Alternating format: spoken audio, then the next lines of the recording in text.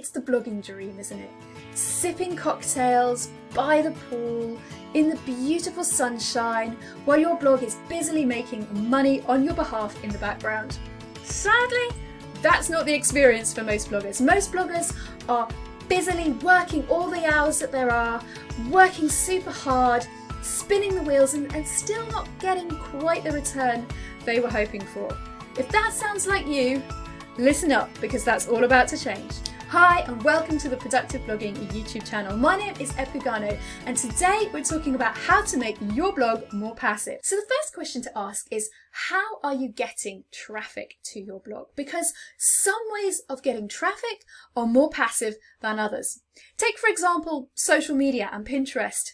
They can be incredibly labor intensive. You've got to constantly be creating posts and memes and graphics and constantly posting and constantly keeping up with the ever-changing algorithms. It can be exhausting and definitely not passive. Other ways of getting traffic to your blog are much less labor intensive and much more passive.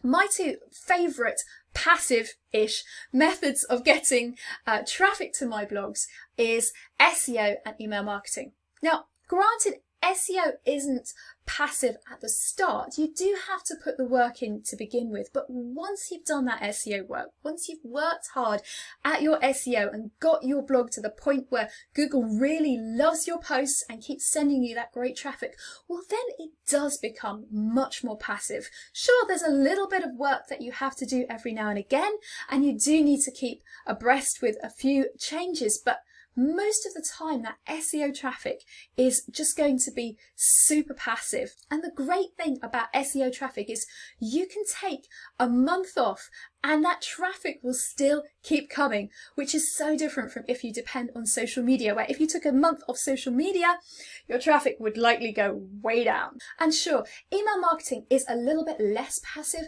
than SEO, but it's still much more passive than something like social media or Pinterest. And the great thing about email marketing is it helps you to keep hold of that traffic that you're getting from your SEO. So it works like beautifully in tandem with SEO. SEO brings you the traffic in the first place, and email marketing allows you to keep that traffic, keep those people coming back to your blog month in, month out. And there is a lot you can do with automations to make your email marketing a lot more passive than you might first think. The second question to ask yourself is, how are you making money from your blogs? Because some ways of making money are much more passive than others.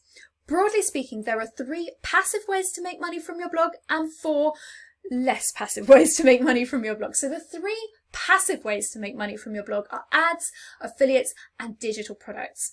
Now, none of these are 100% passive, but all of them are basically ways to make money where you do something up front, and once you've put the work in, then the money keeps on coming month in, month out. So for example, with a digital product, you obviously have to put the work in to create that digital product, but then once it's created, you can keep selling that digital product on your blog for months or even years to come. Now, the 4 not so passive ways to make money on your blog are sponsored posts, physical products, membership sites, and services.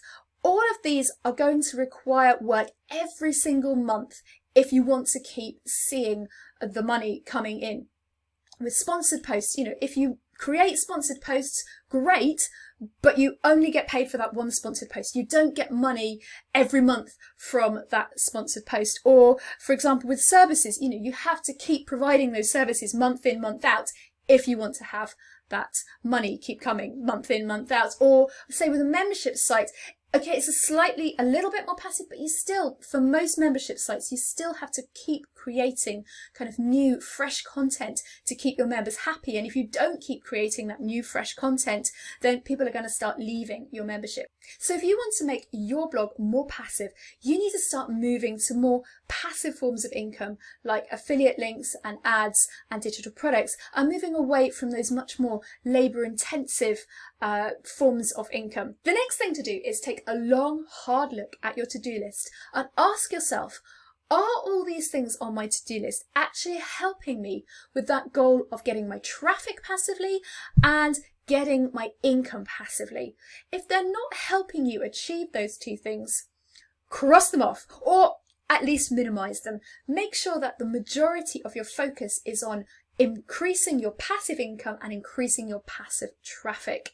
There are so many things that we as bloggers put on our to-do list because we kind of feel we ought to be doing them because other bloggers are doing them, because they seem like the sort of things bloggers should be doing. But actually, if they're not helping you to get towards that goal of more passive income and more passive traffic, then they don't really need to be there, and you can just cross them off, or at least keep them to the absolute bare minimum. Okay, the next thing to do is look at what is left on your to-do list and ask yourself, can any of these things be automated or delegated? There are obviously some things that you cannot take off your to-do list, but it doesn't mean that you have to be the one to do them. So for example, on my blogs, I have CoSchedule, which is a social media scheduling app, and I use that to schedule most of my social media and actually automate quite a lot of my social media as well. And that frees up my time to spend more of my time working on things like SEO or creating digital products. And I also use Tailwind to schedule out my pins for Pinterest. So it allows me to still take advantage of the traffic that I get from Pinterest, but it turns that traffic from active traffic into passive traffic for me. And when it comes to delegation, I have delegated things like graphic design and video creation, things which take up huge amounts of time, but things which actually could be better done by another person other than me. All of this frees me up to spend more of my time doing the things that really need me to be doing them, and the things that I just really enjoy, and it makes the whole thing much more passive, which means that I'm a happier blogger and I have more free time. And the final thing to say is be realistic. Blogging is never going to be 100% passive. You are always going to have to do some work, but by following the tips in this video, you can make your blog much more passive and hopefully have a lot more free time, and maybe even get to sip a few cocktails on the beach. Case in point, my food blog, Easy Peasy Foodie, gets over 1 million page views per month, and yet I only need to work on that blog about 2 or 3 days a month because I've set things up to be passive. I get passive traffic from SEO and email marketing, and I earn passive income mainly from ads and affiliates on that site. And the beautiful thing about it is that the money keeps on coming in, month out, even though I'm only working a couple of days a month on that blog. And even if I were to take a break of like a month, the money would still keep coming in because I have set things up for passive income. I hope you have enjoyed this video and found it helpful. If you have found it helpful, I would love it if you would give me that thumbs up and subscribe to this channel, and I will see you in the next video.